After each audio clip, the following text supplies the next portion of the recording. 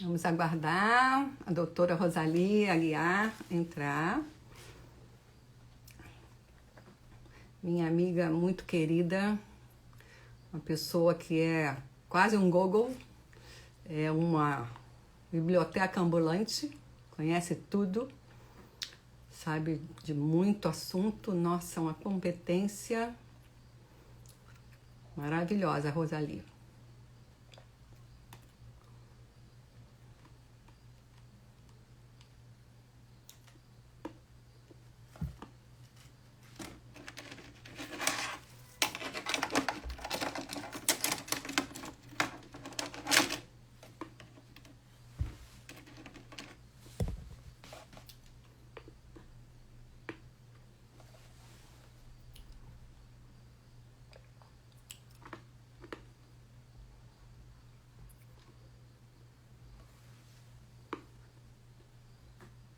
Oi, Rosalie. Boa tarde, Newton.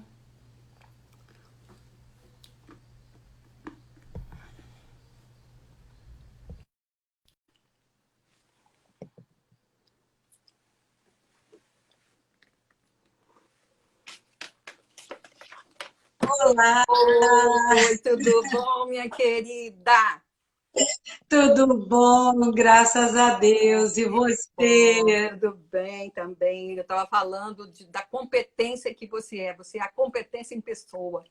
Sabe tudo. Hum, olha, estou aprendendo ainda junto com você. Mas a gente não para de Você, aprender também, né, Rosalie? Então, é isso. claro. Mas você tem um diferencial. E aí eu queria falar mais uma vez, eu já falei na live com a Delcimar, como foi bom, né, conhecer você. Essa pandemia trouxe essa coisa de boa, que foi você na minha vida, e Delcimar também. E a sua É amizade verdade. é uma coisa que eu prezo muito.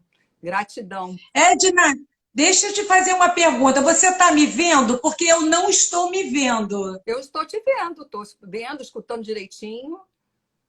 É mesmo? Engraçado. Eu não estou me vendo.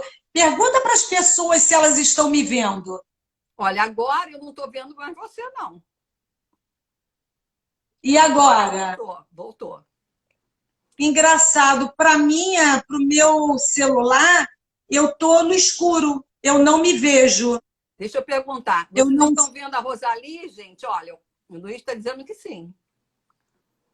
é verdade. Então só eu que não me vejo. Mas é alguma coisa aí com você, não? A Beth também está dizendo que está vendo. Agora congelou, Rosalie. Ah, viu? Que coisa boa. Então vamos lá. Agora eu tô me vendo. Lembra, Rosalie, que eu E falei com você que já tem tempo que eu estou fazendo live de 40, 50 minutos? Porque tem sim, pessoas que acham que é muito tempo, uma hora, né? E como fica gravado, e depois vai para o YouTube e tudo, fica muito grande mesmo uma hora. Aí eu tenho feito 40, 50 minutos. Eu sei que o nosso tema assim é maravilhoso e você fala de um jeito que as pessoas vão querer ficar ouvindo a vida inteira, mas também não vai resolver uma hora. Então a gente vai fazer entre 40 e 50 minutos. Tá combinado? tá Eu vou combinado. Em avisar primeiro você. lugar, eu quero te agradecer, Edna, pelo convite, né? Eu Imagina. estou acompanhando o seu trabalho, estou vendo que você está super dedicada aí, principalmente nessa questão da alienação parental, né? Verdade. Usando aí o seu cabedal já de experiência com criança, família, escola. Então, parabéns por Muito esse obrigada. trabalho que eu estou vendo que está sendo maravilhoso. É, a gente vai também aprendendo, né? Revendo as coisas, atualizando. Sim, Eu acho que está bem bacana. Mas, enfim, Rosalie, a gente hoje tem que aprender com você, porque mediador eu também sou, mas não tem um terço da experiência que você tem. Então, assim, a gente quer ouvir você. E a primeira pergunta que eu queria fazer é. Aliás, são duas. O CNJ, em 2010, foi que fez a resolução para a gente começar a usar essa ferramenta da mediação, né? 125, Isso, a certo. resolução 125 de 2010. E aí, depois, em 2015, apareceu a lei da mediação, né? 13.140, 13.140. como política pública, né? Para uma justiça democrática para todo e para qualquer um, não é isso? Essa foi a ideia. E você acha que, a partir daí, as pessoas têm conhecimento disso? Essas leis... eu estou falando porque na lei da alienação parental também acontece isso. A gente não consegue conhecer, a não ser que vá no Google e coloque lá, né, a pessoa comum, a não ser que tenha interesse no assunto. Senão não vai saber nem que tem lei, que existe uma lei. A mesma coisa a lei da mediação, né? Hoje eu conversei com uma mãe e ela estava me contando o problema dela e tudo, e ela disse que fez direto na justiça. Não entrou na mediação, mas foi uma coisa consensual. O filhinho dela tem 1 ano e pouco, então, mas ela está com a guarda compartilhada. Mas você vê que os advogados, alguns, nem falam para ir para a mediação, né? Então, a pergunta segunda que eu queria fazer é essa, é sobre de que maneira que a pessoa pode ter mais acesso e como é feito esse acesso, tanto para o judicial, né, que você é mediadora judicial também, e privada, que você também é. Eu queria que você... A live é sua, tá bom? Tá certo. Então, vamos lá. Na verdade, a mediação, hoje, ela até está muito mais expandida, né? Há alguns anos atrás, nós tínhamos, por exemplo, eu que estou lá no tribunal desde 2012 e tem 8 anos, e tem muitas colegas que estão bem antes de mim no tribunal, né? Nós não tínhamos, a mediação não tinha essa visibilidade que hoje ela tem, mas mesmo assim não é algo que ainda seja de conhecimento de todos, né? Eu ainda me surpreendo durante esse tempo, né, todo como mediadora, de várias pessoas chegarem e falar: você é mediadora? Como é que é isso? As pessoas não têm ideia do que é a representação da mediação. Em 2017, eu e minhas 3 colegas, eu e mais 2 colegas, que é a Rosane Albuquerque e a Sandra de Matos, nós fizemos um trabalho de divulgação da mediação, porque havia um incômodo muito grande, né? Porque ninguém sabia o que era mediação, os advogados tinham uma dificuldade muito grande de aceitar que os seus clientes fossem para a mediação, né? Porque eles achavam que não conheciam e viam os mediadores conversando, aquele grupo, e eles ficavam incomodados, achando que eles iam ter perdas financeiras, porque o mediador estava compondo um acordo e se ele continuasse litigando seria mais lucrativo para ele, enfim. E nós queríamos mudar, transformar essa ideia, e aí nós criamos uma palestra que foi, inclusive, apoiada, né, ou organizada pelo nosso colega, que também é advogado, o doutor Onílio. E o doutor Onílio, que era, na época, fazia parte da CAARGE, era delegado na CAARGE, ele abriu muitas portas para a gente de mediações. Nós percorremos, só para você ter uma ideia, no período de agosto até novembro, nós percorremos 12 subseções da OAB no Rio de Janeiro. Principalmente pelas as subseções, né? Que foi Madureira, Pavuna, São João de Meriti, Belfor Roxo, Rio das Ostras, Macaé, Maricá, Araruama. E, pasme, os nossos colegas não tinham a menor ideia do que era a mediação judicial, e pior, quem tinha ideia tinha uma visão horrível. Por quê? Porque dizia que os mediadores tratavam de uma forma, tratava eles de uma forma grosseira, botava para fora de sala, eles não se sentiam seguros para os os clientes dele, achava que os mediadores estavam atuando como se fossem juízes, havia uma prepotência, enfim. E eles não conheciam a lei e nem sabiam que eles tinham uma série de direitos enquanto advogados e que nós, mediadores, para poder fazer um bom trabalho, precisávamos, inclusive, da colaboração deles. Claro. Porque o advogado colaborativo, ele faz toda a diferença. Então, foi um trabalho muito interessante que eu e os meus colegas fizemos, rodando todas essas subseções, conversando com os colegas, explicando para eles que... Congelou, Rosali.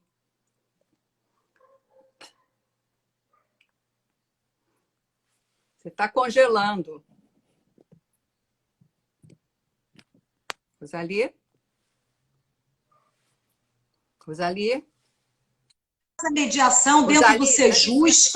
Está congelando. A gente não ouviu uma boa parte agora. Talvez o seu... precisa colocar em algum outro lugar, Wi-Fi, alguma coisa assim, será? Congelou novamente, ó. Você está com bateria direitinho? Sua bateria tá boa, Rosali? Sua bateria tá boa? Tá boa e eu tirei os dados móveis. Deve ser ligação que entra. E aí, no momento que entra a ligação, interrompe, né? Então. Mas deixa eu te falar esse gancho aí que você deu da falta de conhecimento das pessoas.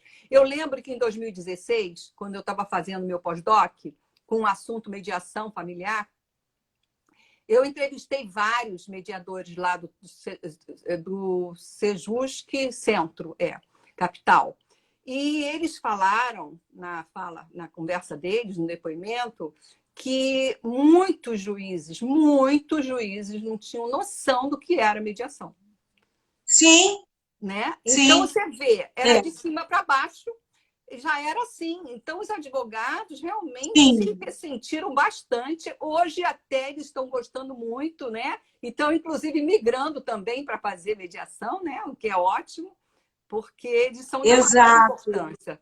Mas continua. Pois é, inclusive, e foi até bom você colocar isso, em 2016, eu estava como supervisora dos mediadores em formação do Sejusc, de Volta Redonda, Pavuna e São João de Meriti.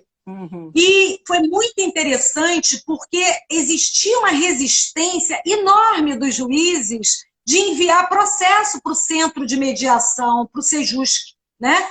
Por quê? Porque os juízes consideravam à época que nós mediadores, fazíamos as mediações, não entrávamos, não chegávamos a um acordo e o processo voltava e eles tinham que começar do zero.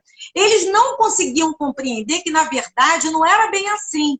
A partir do momento que as pessoas passam pela mediação, elas têm um crescimento muito grande. Às vezes, a gente não fecha um acordo na mediação, até porque o objetivo, é importante ficar claro isso, o objetivo da mediação é restabelecer o diálogo entre as partes.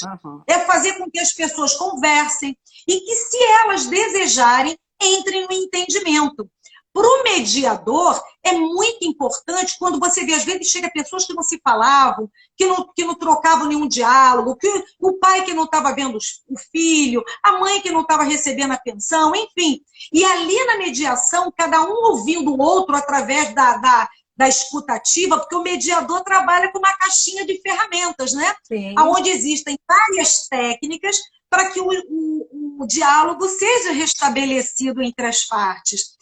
Então, isso acontecia e os juízes não percebiam que essa dinâmica, que apesar de não ter havido um acordo, não se fechar um acordo na mediação, o processo retornava, mas ele retornava transformado. Por quê? Porque as pessoas estavam transformadas. E ainda tinha mais a possibilidade de enviar para o projeto Bem Me Quer, porque existe um processo. Hoje em dia temos a oficina de parentalidade, temos a Casa da Família, que é lá no Sejusc da Leopoldina, a constelação, o atendimento de psicoterapia, Hoje, nós temos muito mais ferramentas que são utilizadas pelo mediador, percebeu que está havendo uma dificuldade, então encaminha aquela família para uma oficina de parentalidade. Eu sou oficineira, então eu fico dos dois lados. Eu fico como mediadora de conflitos familiares e também como oficineira, então a gente escuta os dois lados, né?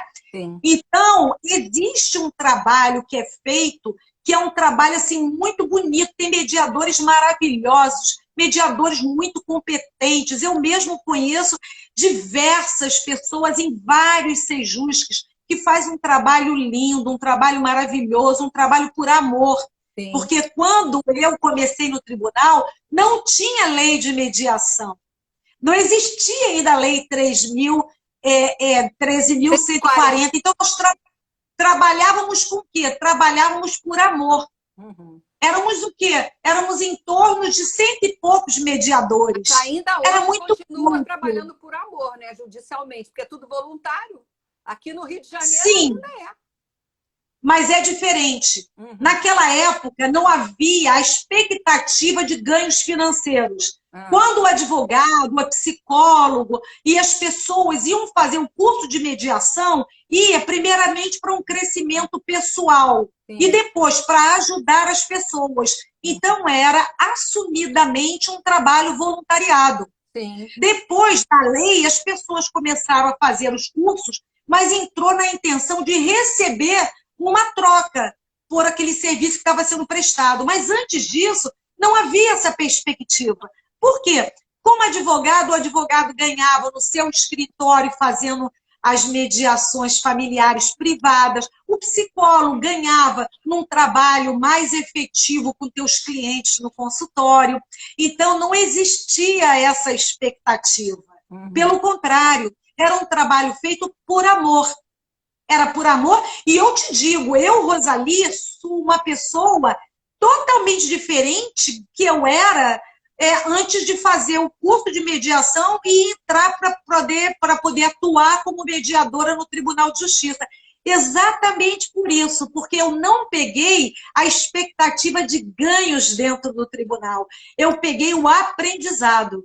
Uhum. Então, eu utilizei tudo aquilo, tanto na minha vida pessoal, como também na minha vida profissional. Mas hoje é diferente, a gente sabe que tem exigências, e hoje, naquela época, não existiam as exigências que existem hoje, né, pelo tribunal em relação aos mediadores. Então, há uma dinâmica diferente agora. Mas respondendo, né, finalizando a sua pergunta, infelizmente, hoje, a gente ainda não tem uma ampla divulgação, apesar de haver a divulgação, ainda tem muita gente que não conhece, bem como muitos colegas que não gostam da mediação, colegas advogados, que não gostam da mediação, e vê a mediação como se fosse, vamos dizer assim, uma ameaça ao seu trabalho. E o que não é verdade, né? Sim, porque se ele observar bem, ele vai ter muito mais possibilidade de ter um movimento de cliente que vai trazer para ele um respaldo financeiro melhor do que se ele ficar com aquele cliente que vai lá, entra, ele acorda um honorário, o processo demora 10 anos, o honorário já acabou, já foi pago há muito tempo, quando não é para ser pago ao final, e ainda por cima não acontece o pagamento porque se perde. E né? além disso, Então, Rosalie, ainda há tem uma o mudança. fato de que ele está fazendo um bem, né? Ele não está litigando. Né? Sim. Através da mediação, você está ali propondo que as pessoas conversem, que se comuniquem sem violência, né? Que um escute o outro. É puro amor. Então, é diferente do trabalho litigante, né, no consultório. É diferente no escritório. Muito diferente. Com certeza. Eu acho também, né, que entrando no tema, né, da tua live, né, que é a atuação do mediador nos conflitos familiares, né, nós temos que levar em consideração que houve uma mudança muito grande na sociedade em relação aos sistemas familiares, né? Nós tínhamos aquele grupo familiar que era composto do pai, da mãe, dos filhos.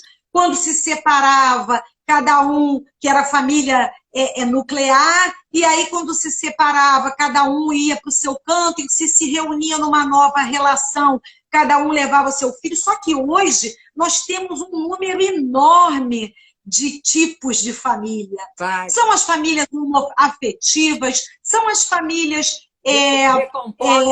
agregadas, recompostas, canguru, societárias. É muita família, é muito tipo de família, é muito tipo de cabeça, de pensamento, de sentimento.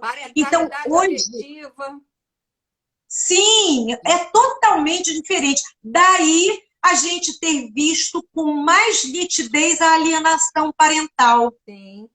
Porque essa diversificação e essa mudança apontou de forma muito mais clara para essa alienação que não se via quando se tínhamos apenas 2, 3 tipos de família. Sim. Com tamanha intensidade. Verdade. Se você parar para observar, é muito comum, por exemplo, para mim, a minha mãe dizer para mim assim, se ela dissesse para mim, por exemplo, né? Você não deve falar com a sua tia, irmã do seu pai, porque ela não vale nada. Para mim, isso não era uma alienação parental em relação à minha tia. Era um comentário da minha mãe. Hoje, se uma mãe ou um pai fala qualquer coisa do gênero, a criança chega e fala, olha, a mamãe ou o papai falou isso. Alienação parental. Exatamente. Então, a gente tem que tomar muito cuidado com esse título, né? com essa graduação que a gente dá nas conversas de família, porque nem tudo é alienação parental. Muitas vezes é um desabafo, né, da pessoa, e isso traz esse transtorno todo, né? Mas o mediador familiar, ele tem que estar muito atento para tudo isso. Que tipo de família, que rede essa pessoa pertence, né? Que está vindo aqui. Estou falando principalmente um mediador judicial, né? Aquele que não escolhe com quem ele vai mediar. É o juiz que decide. O juiz envia o processo para o centro de mediações, o processo ele é distribuído e o mediador recebe para poder fazer aquela mediação, utilizar todas as ferramentas, a escuta ativa, a informalidade, criar uma pauta de interesse, construir uma pauta de interesses, onde o interesse de cada parte seja ali bonitinho, relacionado, para a gente verificar quais são os pontos em comum, qual é a origem daquele conflito, enfim, exige do mediador uma observação bem acurada das partes, das famílias, uma escuta bem interessante e uma experiência também, né? Para que ele possa utilizar aquelas ferramentas, porque não adianta você fazer um curso de mediação, ir lá com a caixinha e a mediação começa e você não sabe que instrumento, que ferramenta que você vai pegar. Sim, claro. Né?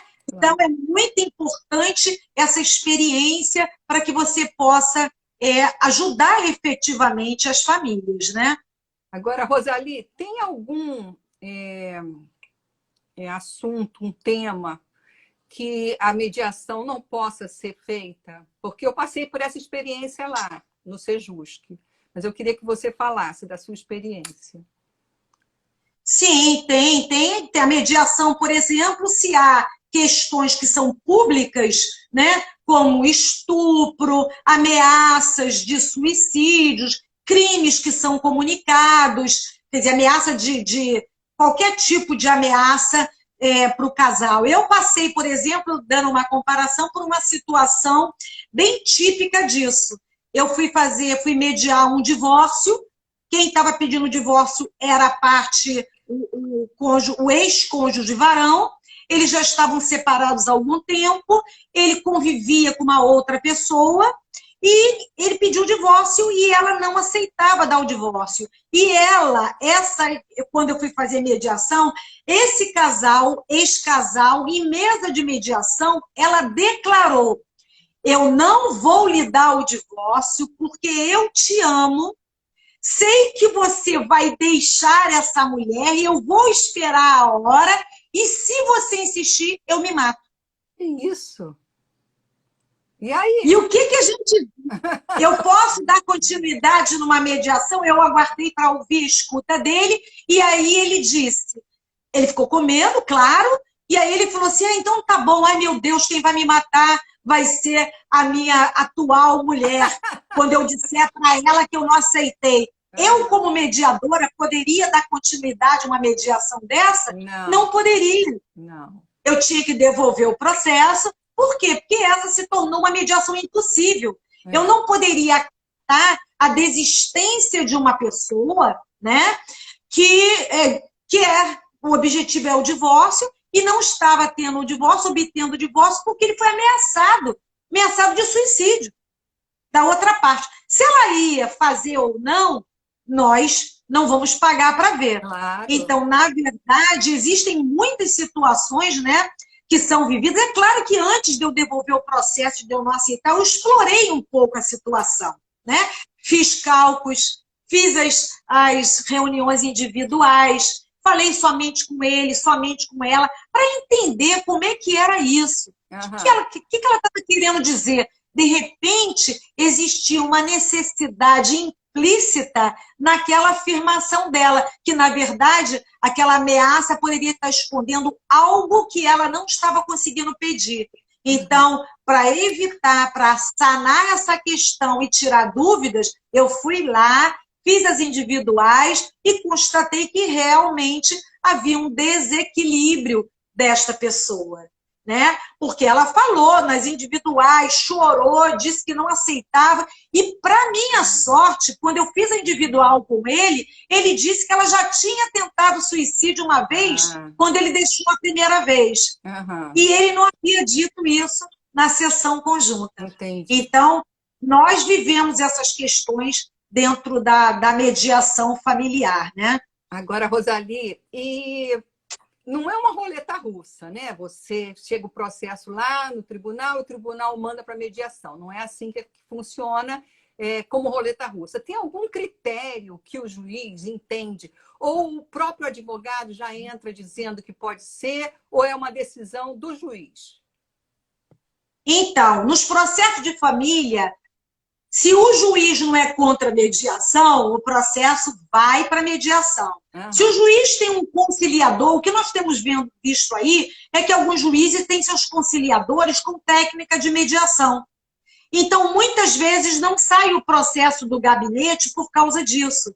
E aí, aquele processo, ele é tratado, vamos dizer, mediado pelo aquele assessor do juiz que tem competência para mediar e para conciliar, né? Mas, obrigatoriamente, a lei informa, é processo de família, tem que ir para a mediação, tem que ir para o centro de mediação. Por quê? Porque no centro de mediação, através da mediação, aquele processo, aquela ação, na verdade, aquela ação pode nem virar um processo litigioso, porque se for resolvido em sede de mediação, ele volta, se tiver menor de idade, vai para o mini-juiz, recebe, manda para o Ministério Público, o Ministério Público analisa o acordo que foi feito, e aí, se tiver tudo dentro da lei, tudo direitinho, o Ministério Público dá o ok e o juiz vai homologar aquele acordo, né? E é claro que é excelente para o juiz, porque já ficou sanado a questão, as pessoas chegaram no entendimento através do tribunal, lá dentro do centro de mediação.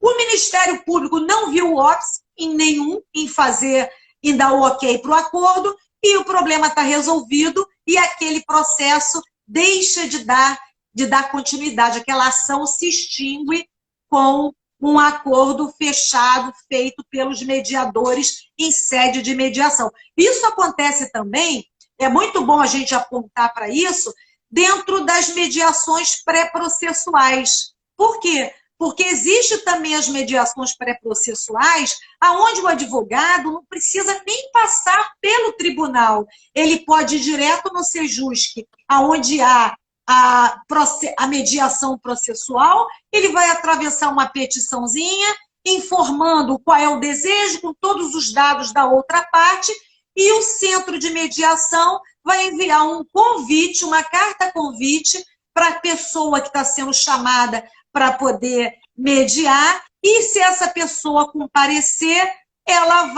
a mediação vai dar continuidade. E caso haja o fechamento de um acordo, o que vai acontecer? Esse acordo vai ser homologado pelo juiz do centro de mediação. E não vai precisar. E é bom que fique claro que esse juiz do centro de mediação é um juiz que ele é ligado do Tribunal de Justiça. Sim, sim. Entendeu? Rosali, a Cláudia Amaral está perguntando qual a diferença que você observou entre a mediação familiar presencial e da online que está sendo feita agora, na pandemia. Então, a mediação online, ela tem só a de diferença. Para mim, Rosali, é o fato de você não poder estar olhando nos olhos das duas pessoas ao mesmo tempo. É muito mais pessoal, né? Porque se ela for bem conduzida, tanto a mediação presencial quanto a mediação online é eficaz, tem eficácia. A questão é mesmo de você estar ali olhando para o outro, o gestual, o pezinho que você não pode ver, a forma da pessoa se locomover, a expressão da pessoa que você não tem na forma que você teria na presencial, fora as questões técnicas, né? Porque existem as questões técnicas, onde você está ali com cada pessoa, trancado numa sala. Então, existem umas questões técnicas, mas a essência da mediação, ela não se perde. Não se perde, tá? Que bom, né? Graças a Deus, que a gente está vivendo um momento extenso, né? Da pandemia, e as coisas têm que ser feitas, né? A gente não pode esperar, porque parece que nem tudo voltou ainda, né? O tribunal ainda não voltou. Então, assim, as coisas têm que caminhar online mesmo, não tem jeito. Que bom que você testemunha que o negócio funciona, né? Que bom. Agora, Rosali, em relação à privada, à mediação privada, de que maneira que o ex-casal, chega na mediação privada? Se na justiça, na vara de família já é difícil, imagina na privada. Como é que acontece? Então, na mediação, eu sou apaixonada pela mediação familiar, né? Então, eu sou suspeitíssima. Como que as pessoas chegam até você para mediação privada? Primeiro, pela sua conduta como mediador e você sendo visto. Isso é uma coisa, pelo menos todas as pessoas que vieram para mim nas mediações privadas foram indicadas por pessoas que observaram o meu trabalho, inclusive na mediação judicial. Não as pessoas atendidas, as partes, mas advogados. Então, é muito comum eu estar fazendo uma mediação, o advogado observar a minha mediação e falar: doutora, a senhora faz a mediação privada? Por quê? Porque eles percebem, principalmente na divulgação, que existe ali, quando eles entram no clima da mediação, eles percebem que é muito mais vantajoso uma mediação do que uma continuidade de um processo judicial. E mais, os amigos, os colegas, né, vêm até mim, meus colegas advogados, meus colegas psicólogos. Normalmente, meus clientes privados vêm sempre dos colegas. Né? Dos colegas que observaram a minha mediação, dos colegas que me conhecem como pessoa e que sabem como é que é o meu tipo de trabalho, né?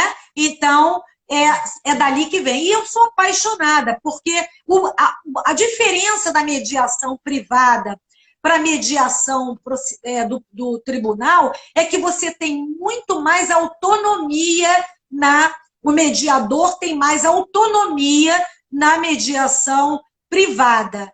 Não que na judicial não tenha autonomia, não é isso. Mas na privada você constrói o seu projeto de mediação, você tem uma flexibilidade muito maior durante a a mediação, você é procurada, você envia o convite, você constrói o tempo que você está ali naquela mediação, você constrói o termo de mediação junto com o advogado, enfim, é uma coisa que é diferente e você tem, na minha visão, tá? Pode ser que meus colegas tenham uma visão diferente como mediador privado, mas na minha experiência,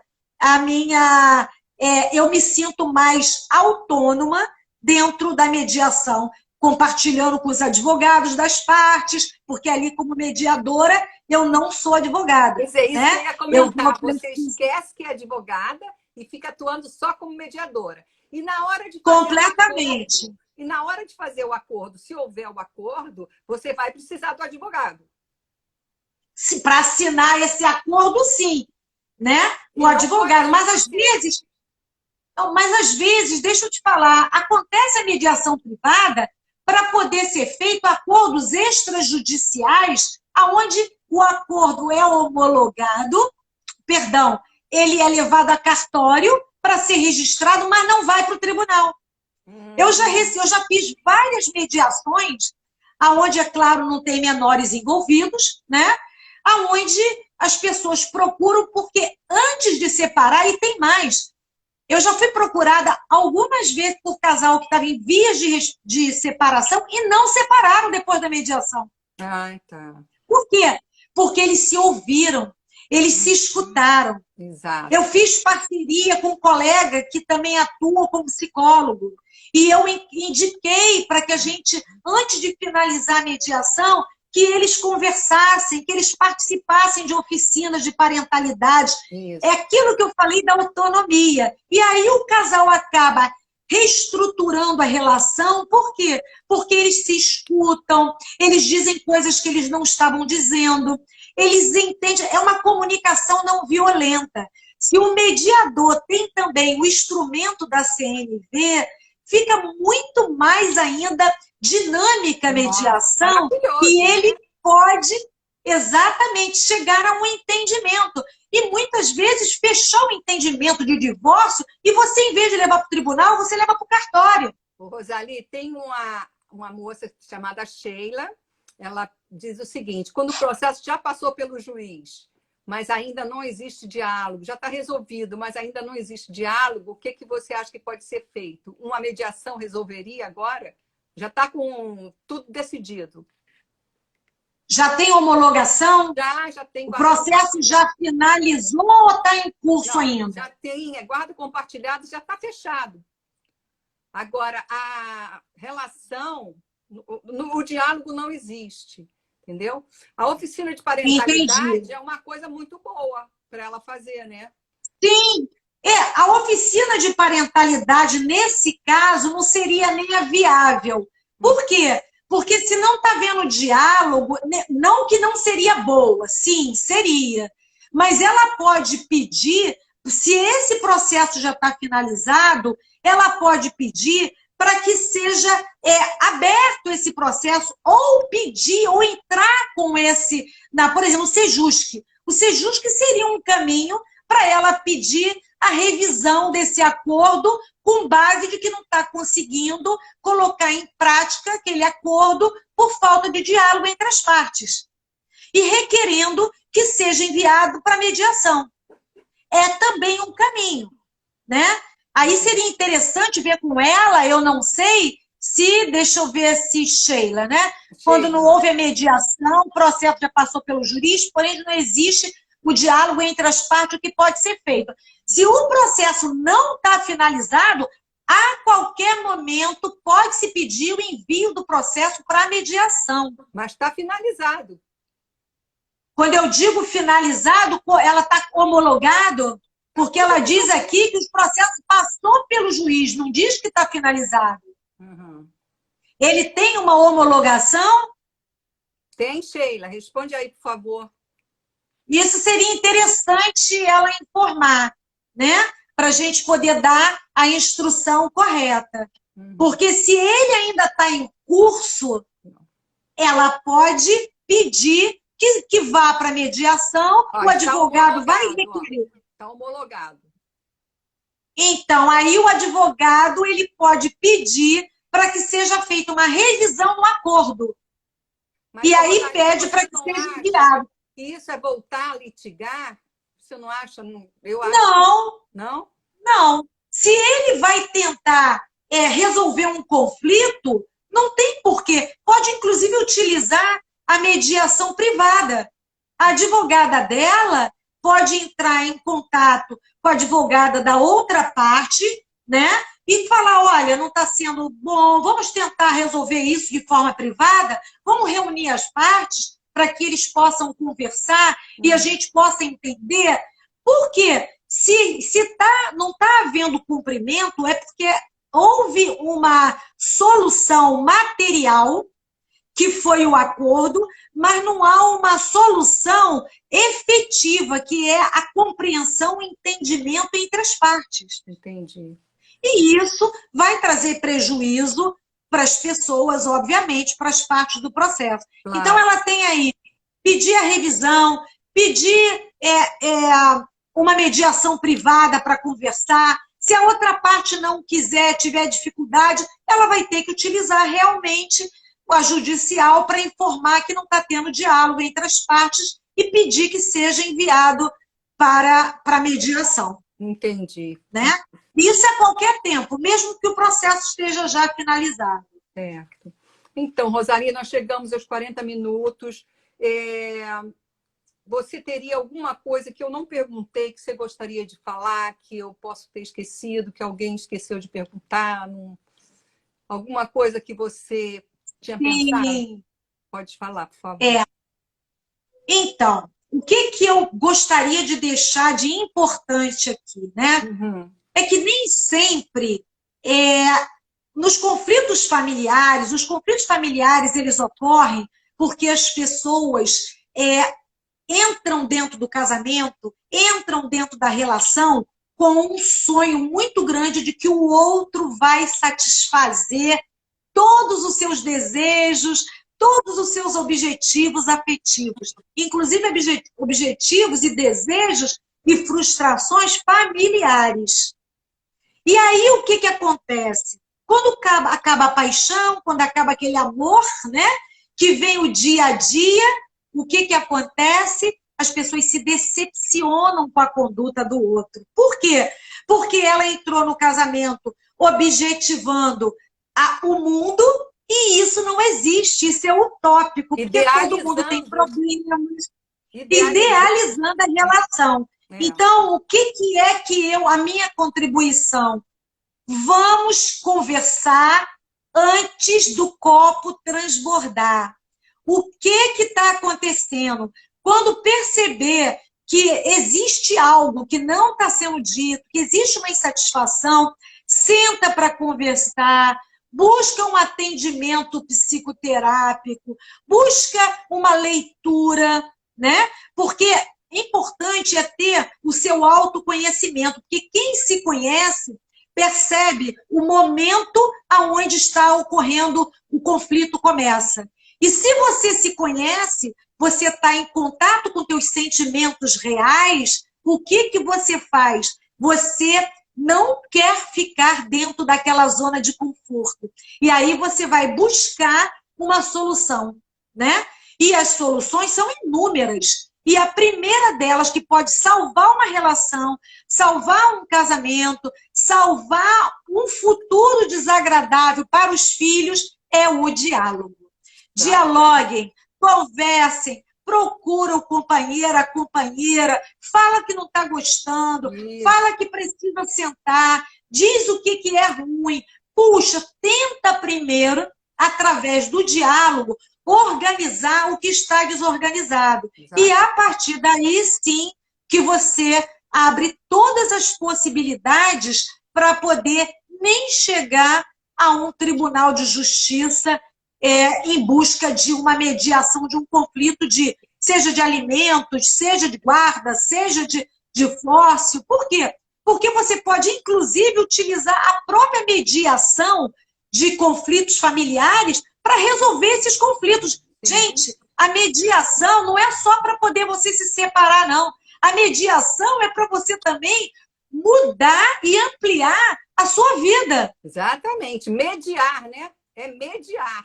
Mediar, Eu acho que tem exatamente. que fazer tudo para evitar que o conflito vire um confronto. Isso é básico, né? Exatamente. E realmente o Marcelo está falando aqui, o que falta no mundo é diálogo. É isso mesmo, Exatamente. Rosali, suas palavras agora não podiam ser melhores. Você está fazendo um fechamento maravilhoso. É amor, é puro amor. Obrigada. Rosali, eu que Gratidão. agradeço demais o seu tempo, o seu conhecimento, compartilhamento conosco. Você é um anjo que caiu na minha vida. Muito obrigada. Gente, obrigada a vocês que estão aí escutando a Gratidão. gente. Mandem perguntas se vocês quiserem, depois eu passo para a Rosali, tá bom? Beijo grande, Isso Rosali. mesmo. Com Deus. Obrigada, gente. Obrigada a todos pela presença. Obrigada pelo convite, Edna. Obrigada, querida. Fica com Deus. Tchau, gente. Boa Amém. Você noite. também. Beijo. Beijo. Tchau.